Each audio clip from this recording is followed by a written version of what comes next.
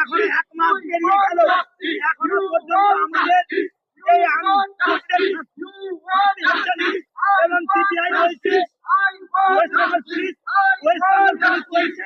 CBI এটা কি ছেলে খেলা হচ্ছে? তাই আমরা সঠিক তদন্ত চাই